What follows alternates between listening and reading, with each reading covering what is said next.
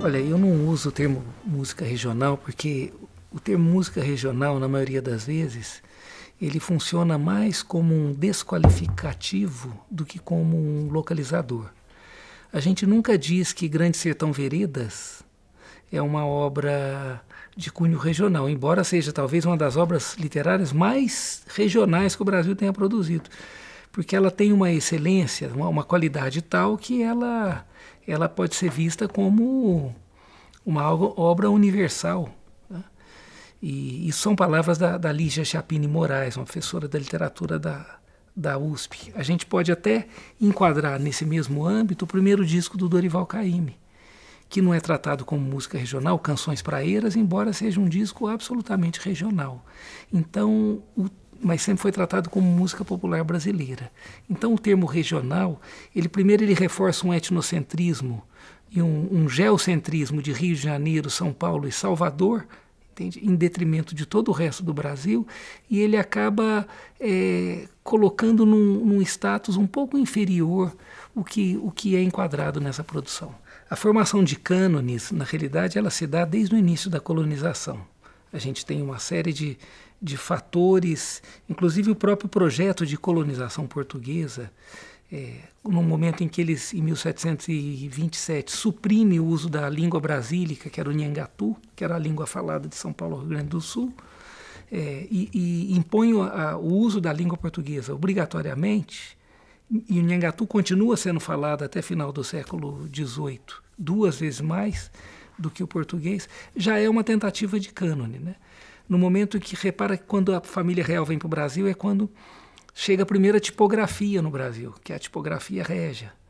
E ela, durante muitos anos, é a única tipografia, e é a principal, e é por onde passa sempre o crivo da coroa sobre as publicações. A gente tem, então, questões, no caso da música popular, que foram formando cânones. O primeiro deles foi uma consequência natural, é o fato da própria cidade do Rio de Janeiro ser a capital federal. E, como capital federal, o centro, o palco de todos os encontros de etnias e culturas, assim, ou talvez o principal, no final do século XIX, ou no século XIX, vamos dizer assim. Porque a partir do século XX, final do XIX, passa a ser São Paulo. Mas o Rio, como capital, ele tinha as principais rádios, as rádios de longo alcance, no caso Mairink Veiga e Rádio Nacional. Toda a produção era centrada ao Rio. Se a gente olhar alguns sambistas importantes da primeira metade do século XX, como Geraldo Pereira, Ari Barroso e Ataúfo Alves, eles eram mineiros, mas eles vão para o Rio compor samba. Não necessariamente o samba pode ter sido a música da raiz da formação deles, né, estando em Minas. Pode ser que tenha sido também por conta dessa potência da radiodifusão. Né?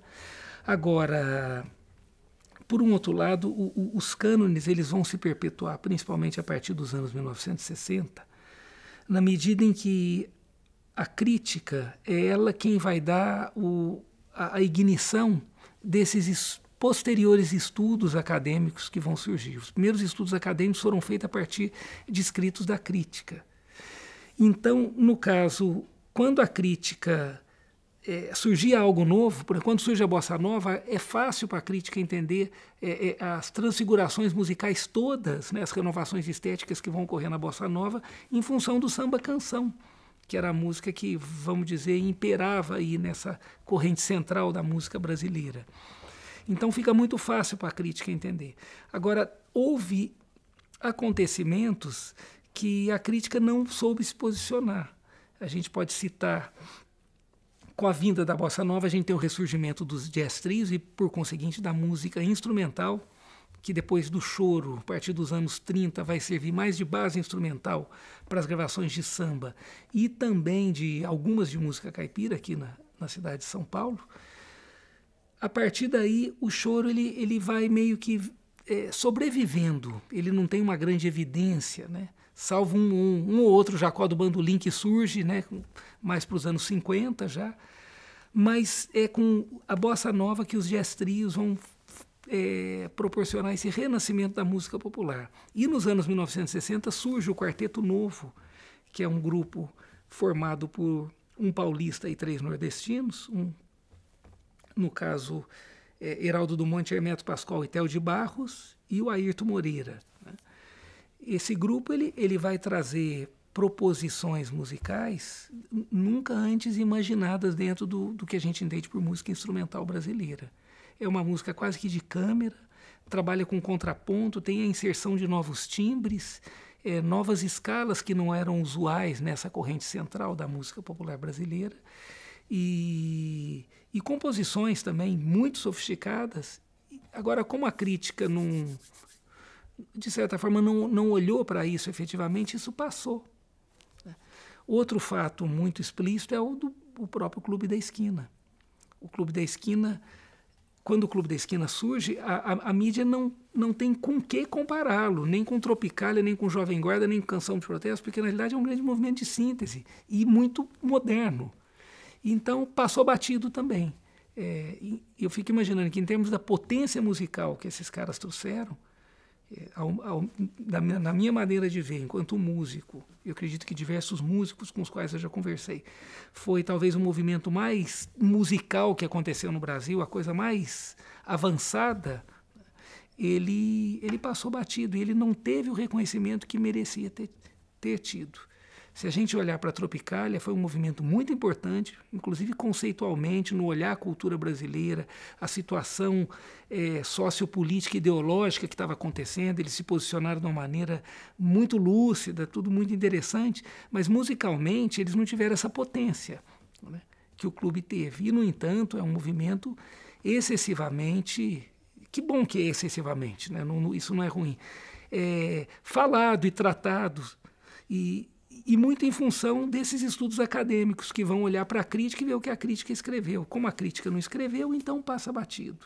Outro acontecimento importante é a própria música caipira, que foi uma música muito importante dentro do contexto sociocultural do estado de São Paulo, né, operando até como um fator de aglutinação de valores, de enraizamento a partir da sua radiodifusão desses migrantes, né? Essa radiodifusão ajudou esses migrantes a não perderem de todos os seus valores. A própria presença da continuidade da canção de protesto na voz do Dércio Marques foi uma música importantíssima no Brasil, pela atuação de juntar pontas musicais no Brasil inteiro, pessoas que cantavam o seu rincão. Ele vai juntando essas pessoas e, de certa forma, vai organizando um grande movimento, que fica muito explícito no movimento de música mineira dos anos 1980, final de 70, começo de 80, que surge toda a turma do Jequitinhonha, surge Titane, gente do sul de Minas, muitos artistas que hoje estão aí com carreiras consolidadas, que surgem muito em função desse trabalho feito pelo Dércio Marques, com a sua irmã Doroti Marques. E tudo isso passou. E se a gente não chama atenção, não joga uma luz sobre essas coisas, sobre a importância que esses eventos tiveram dentro do processo histórico da música popular brasileira, talvez daqui a alguns anos ninguém mais se lembre dessas coisas. O Viola Minha Viola é um programa fabuloso, tem um mérito fantástico, principalmente nos início dos 1990, quando essa música de viola estava quase que desaparecendo em espaços na mídia. Esse programa foi o grande bastião desse tipo de musicalidade. Agora, uma coisa que sempre me incomodou, eu participei muitas vezes do Viola, né? Sei lá quantas vezes, uns par de vezes, como dizem aí, né? Uma certa coisa que me incomodava, que eu sempre discutia com a própria Inesita, discutia com os produtores, vários produtores que passaram por lá, é que, da mesma forma que a gente olha a cultura popular e não a engessa, a gente percebe que o chamado folclore, vamos pensar numa folia de reis, num congado, num maracatu, eles estão vivos e estão sofrendo transformações, porque as pessoas lá também vivem numa sociedade, acessam os bens de consumo que nós acessamos. Então, a grande dinâmica de manutenção desses valores é poder se modificar por fora, para poder manter esse valor por dentro, né? E muitas vezes eu sentia no Viola que eles determinaram uma sonoridade ali, uma estética, tem que tocar desse jeito, tem que fazer. E numa época em que a viola estava renascendo e renascendo por vários locais. E eu brincava, conversava com os alunos e conversei com a Inesias também, que todos os caminhos levam à viola. Um cara que vem pela via do rock para tocar viola, porque viu uma banda do caipira groove aí, a viola turbinada, os caras tocando, os cabeludos, guitarristas. Ele pega a viola, como a viola tem muito desse idiomatismo ligado à cultura caipira, embora não seja de origem um instrumento caipira, né? Foi um instrumento urbano no século XVIII, XIX, Rio de Janeiro, Recife, Salvador. Essa carga idiomática ela vai chegar a essa pessoa, e essa pessoa vai passar a ouvir essa música caipira, que desenvolveu técnicas fantásticas para esse uso da viola e vai curtir aquilo. Então eu insisti em sempre estar abrindo. Eu sempre tentava levar um jovem que estava tocando uma coisa diferente. Aí sempre tinham alguma restrição. Eu acabava levando. Aí chegou um momento que eles falaram, não, ou você vem sozinho ou você não vem. Eu falei, então não vou mais. Então parei de brincar também. Mas então essa talvez seja a minha crítica, até para o próximo viola que deva continuar agora, de perceber que essas manifestações elas não podem ser engessadas, né? E o grande barato da manutenção da viola e do renascimento que a gente tem vivido no uso da viola hoje está na mão de pessoas que nem sempre se pautaram a sua musicalidade pela via da música caipira, mas vão tocar música caipira também, porque isso faz parte do universo de execução de performático da viola, né? Então é importante que a gente olhe e perceba que a música caipira está mudando também. A gente tem que olhar para o Zé Mulato e Cassiano e ver esses caras estão fazendo exatamente o que o Tião Carreiro e Pardinho fizeram, o que o Raul Torres e Florencio fizeram, o que o Cornélio Pires fez, que é narrar o seu tempo. A gente não pode ficar vivendo também numa esfera saudosista de narrar um tempo que não existe mais. Porque um dos grandes trunfos da música caipira foi ser cronista do seu tempo e do seu povo, né? Então é importante, quando o Zé Mulato e Cassiano cantam mensalão ou fazem músicas tratando de temas atuais, eles estão mantendo uma dinâmica que foi o que caracterizou a música caipira durante toda a sua existência.